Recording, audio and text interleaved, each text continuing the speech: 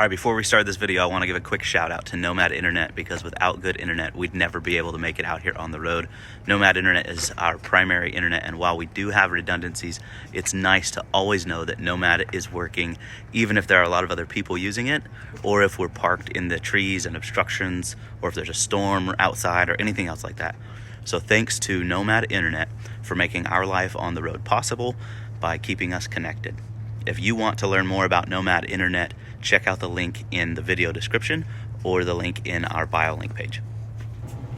All right, so if you've been following our journey for a while, you may recall that a while back we wound up on a TV show in a foreign country, and while that show never aired here in the US, they were kind enough to release our segment to us and gave us permission to share it with our audience on our social media. So we thought it would be fun to share it with all of you and cut it up with a little bit of our reactions and input as we go. So this is definitely different from anything that we've done before, but stick around with us and watch our scenes from the UK Channel 5's Million Pound Motorhomes.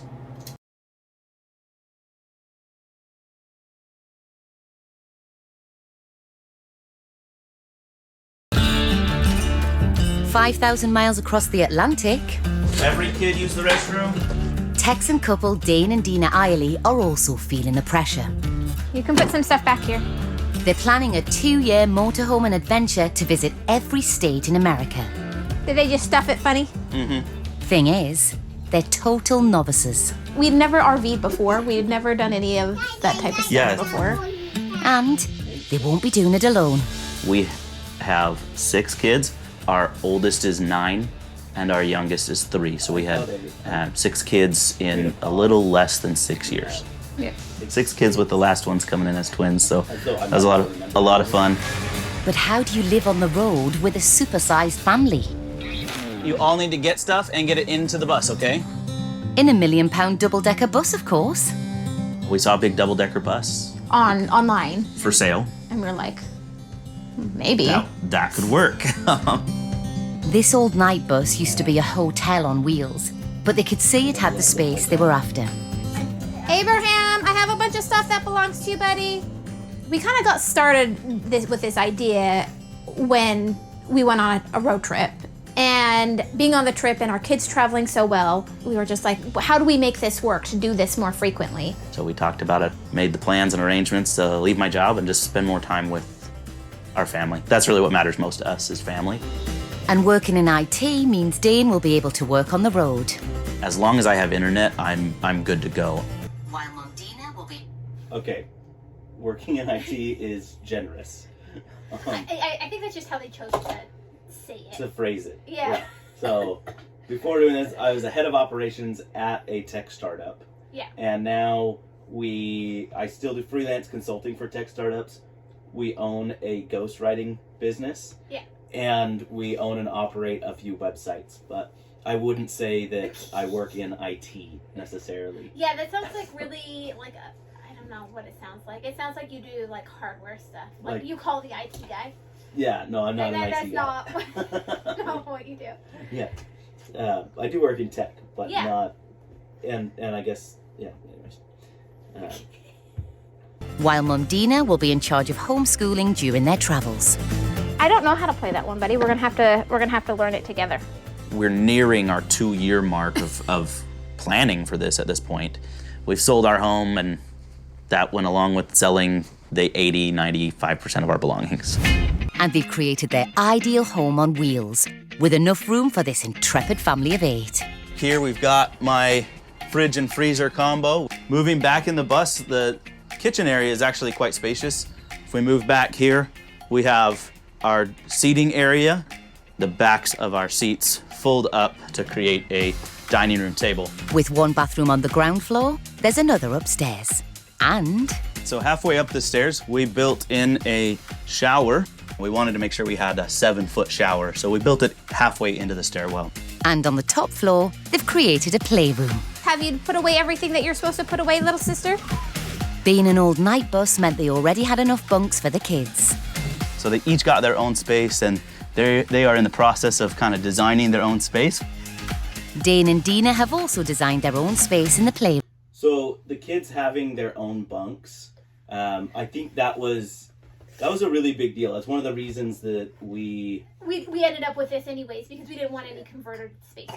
Yeah, we didn't want to have to change the kids' spaces every day and like. Yeah, and everything that we saw on the market was the case. Like, yeah, everything. So definitely that was one of the reasons why we chose this bus was because of those bunks. But they're actually really poorly designed for long-term like use and long-term functionality. So if we were gonna start this, all over, I think we would rip them out. Yeah. Yeah, we'd totally just remove the bunks and rebuild new bunks. You showing your stomach there to everybody, buddy? You dork. We're all just coming down off of a cold. Yeah. So, all right, let's keep going here. Room. And this just opens up. And inside here we have our king bed, and we just lift up the headboard and footboard before we go to sleep at night. So it's fairly simple. We just lift this up and lock it into place. Dina, how's our own space working out? Well, it's currently has nothing in it. It's being ripped out and renovated right now. It's been ripped out. It's ripped out. There's It's gone. literally nothing. Like the front half of the bus has nothing. Yeah, so upstairs, we're downstairs right now. Upstairs, that entire front area has completely. So the couches are still there, but anything forward of that in front of that is gone. nada. So Yeah. the bed's gone, the bed frame is gone. We actually have our new mattress is sitting right here. I got to take it upstairs. Yeah. Once we get the new bed frame built. Yeah. But not really as functional. We wasn't, thought it would be it would be perfect, but it's just not. It's just not right. well, and it wasn't built right, and Right. that lended a hand to all of the problems with it that Right. we had. So 5 months in, that bed is gone now. That yeah. It had to go. So it's nice to see it though in the video, a little reminiscing there of our old bed. Yeah. But it's we ripped that out. What? It's been about a week and a half now. Yeah, and then we got sick, so we've been sidelined. Yeah. And then that gives us our own room away from the kids. To drive this enormous RV, Dane has had to get a special license, and he wants to do a practice run before they take to the road full time. We haven't had really an opportunity to take the bus out and do a lot of tests with it. So today, they're setting off on their first overnight trip. I went to start it up and it wouldn't start. Looks like we've got a battery that's, I don't know, exploded or tons of corrosion on it or something. If they can get going, that is. Okay. So, FYI, I know nothing about cars or electrical issues or plumbing. So when we were in like the hustle and bustle trying to get everyone situated in the bus to go on this test run with the camera crew along, I was horrified, like incredibly horrified that the bus didn't start right up. Like you guys, I wanted this to go so perfectly. I had even gone like the night beforehand. I'd gone through my entire checklist. I went out to the bus. I went through my whole checklist. I started the bus, everything. And then it literally didn't make a single sound when I pushed the ignition. And like I was like, I don't know. I just sat there. I sat in the driver's seat and just looked out the windshield ready to cry. Dina was getting things going. I hadn't told her yet that there was an issue, and I was just sitting in that driver's seat. The camera crew wasn't around me. They were back with Dina and the kids, and I was just sitting there, and I'm just like mortified. Like, what am I gonna tell these people? Like, this is for a TV show in the UK, and did I just waste these people's time because we're not gonna go anywhere today? So I was absolutely horrified. And then on top of that, like, the embarrassment to our own family. Everybody knew, like, we were doing this for a TV show thing. Like, we were having this good time, and my parents knew, her parents knew. But then, like, the sheer embarrassment that I couldn't get our bus to start. Dina's dad is a mechanic of over 35 years, right? Maybe even maybe 40 years. He's been a mechanic his whole life. So, like, was I gonna have to tell my father-in-law, like, I know we were going on this big adventure, but I don't know how to start a car. Like, I was so embarrassed in that moment. But then I channeled my father-in-law, like, what would he tell me to do? Like, he would absolutely calm me down. That's the kind of guy he is. Calm me down, and he would just go through the checklist, like, what do you do? And so I knew first thing he would tell me is, like, check your batteries, check your battery cables, that kind of stuff. And so I'm super glad I did. I calmed down, went and checked those out. Not that I knew what to do with it, but at least I found the issue. It was pretty obvious. So many unknowns. I don't know what's gonna break today. Hopefully we don't have too many issues like this, but it is reality. I don't know what challenges we're gonna face over the next few weeks and months as we learn about actually living on the road. Okay, and I like the way they cut that up too, because that wasn't planned at all. Right. There was no way I could have planned the bus not starting. Right. And we had recorded that segment with me saying, I don't know what's going to break, and that. We had recorded that. It was that morning, before we had gone to the bus that morning. Yeah. The film crew showed up that morning. We had filmed that segment, and then after we had filmed all that segment, we went to the bus, and sure enough, something broke. Maybe I had jinxed myself. Probably. The road? You might be overnighting in the parking lot, Dane. I don't know, it just blew something up. I was so worried we would be. It shocked me now, so it didn't do that before. And I was so dumb for, like, touching things. But if you're a family of 8 like the Ileys over in Texas, renting isn't really an option. You want to get up on your bed? They jumped straight in and invested in a huge £1 million bus big enough for all of them. They've sold everything, and Dane's quit his job so they can tour the States. And today, they're off on an overnight practice run. So I just have bringing all the food in and putting everything away. Feeding 6 kids in a regular home is challenge enough. So I had a pretty large kitchen, and I basically cut down all my stuff so it would basically fit into this space. I don't have a dishwasher, so we'll see how that goes. So, how was that paring down? Because like, the kitchen's like your domain. Way more than it is mine, right? Like... I just pared down like how I pared down everything else in the house. I did onion box method. I essentially took everything out that I thought that I wouldn't need, and I put it in a box, and I labeled that box kitchen, and I think I only ended up getting one random unique item. I think with like the lemon squeezer or something. I had put it in a box, and then a month later I went and found it and was like, well, maybe this is something that I would actually use enough that I would bring it. I actually don't know if I ended up bringing it, but it's been 5 months, so. 5 months, yeah. And so I just put it in a box, and if I didn't use it in 3 months, then that box got donated or put in our pile to sell. And like I said, I had one section of my kitchen that I thought, this is about the size of what I will have. So if it fits into these few drawers and this thing, then that's it. And I tried to function out of that space. I want to say for like a month, I functioned out of just storing stuff in that space, and it worked out great. The other thing with the dishes would be that we switched basically to paper plates because I was using so many paper towels and things to wipe off grease and wipe off food, because I don't want that to go through our system, essentially. So we basically switched to paper plates, which I don't love, but that's what's been the best method for us. Yeah. At least that's one less thing that could go wrong. Alright, I think we got it there. That should get us where we're going. That was a lot of corrosion on there. Okay, so I really had no idea anything about that corrosion. That was the issue, but did I know how to clean batteries? Not at all. And because I didn't know how to clean those batteries, this was not the only time that happened.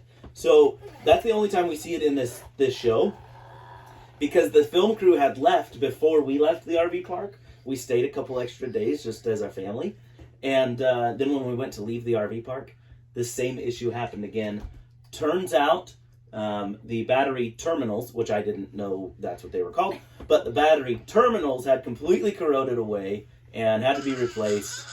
Fortunately, it was an AutoZone just down the street from the RV park that we were in, so I was able to get the parts that I needed, and a couple other RVers in the RV park were able to help me out, kind of show me the ropes. Yeah, I can't remember their names, but shout out to you guys that helped out a brand new RVer. I can't say more about our neighbors who have helped us figure out the littlest things. And it's been really wonderful because every RV park we've been to, our neighbors have been so kind. We've always had every RV neighbor we've had has just been fantastic and helped us out. And it's not a matter of that we always need it. It's not a matter that we're always knocking on somebody's door asking, but normally they come to us. People are there willing to help, and that's just truly awesome. It says quite a lot about the entire community. Yeah. So, rant over, but I do want to know. Tell me in the comments. Tell us in the comments when you have an RV issue or any issue really. What is your process? Who do you call? What's your process to get through whatever it is, whatever difficulty you're facing? I want to know what that process is for everybody. Oh, after his earlier battery bother.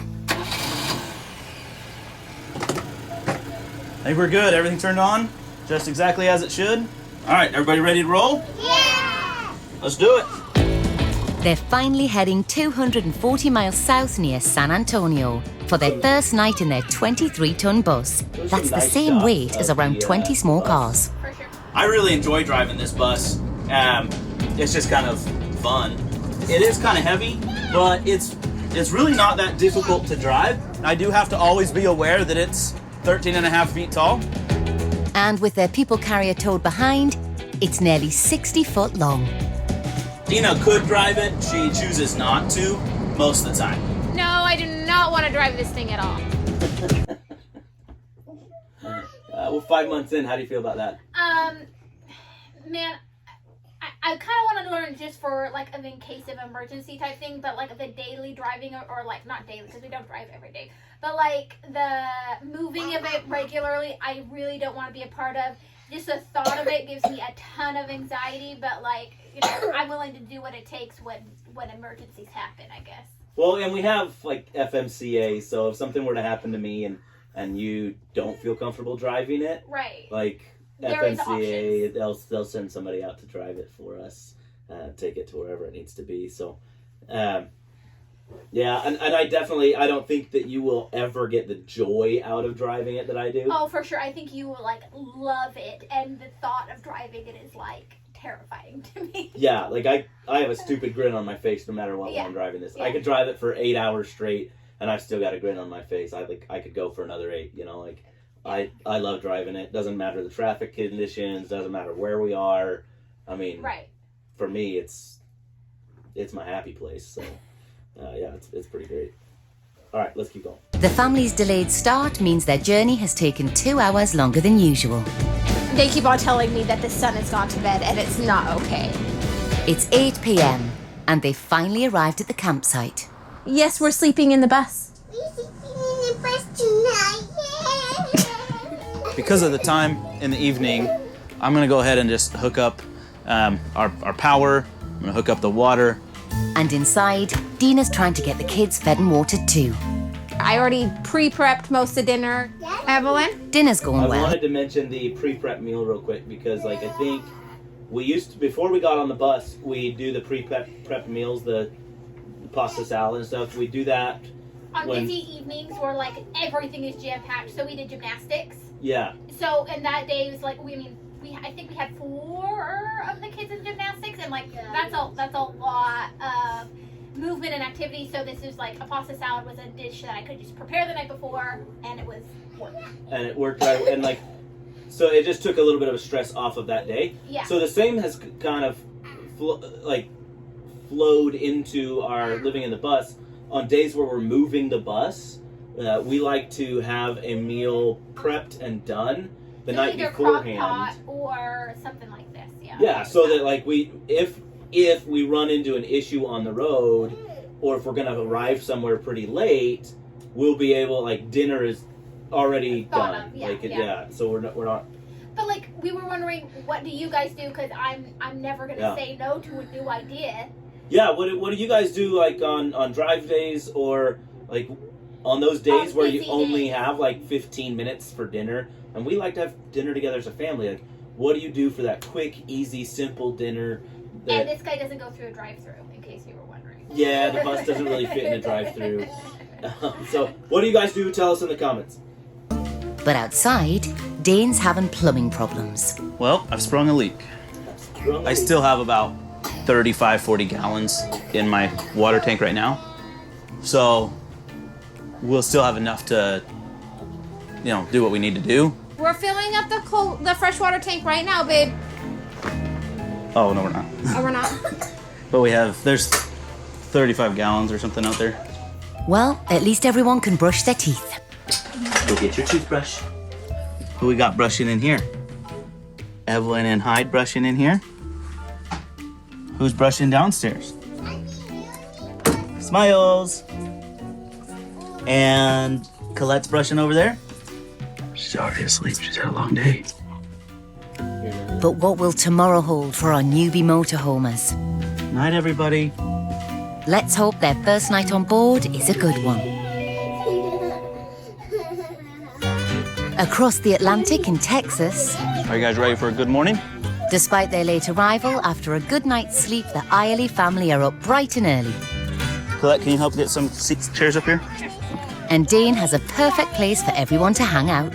This is just an area that we built so that we could hang out up here and just enjoy the mornings, the sunrise or the sunset. And the kids just really enjoy spending time up here. So they're bringing up chairs right now so they can hang up here throughout the day. Hanging out on the deck? And how was their very first night on the bus? I love my bunk. I think it's awesome. I love my bed. With the long-term plan to live in this bus for 2 years, Dane and Dina have made preparations. This is where my office is. I set up my computers up here and so that I can work while we're still on the road.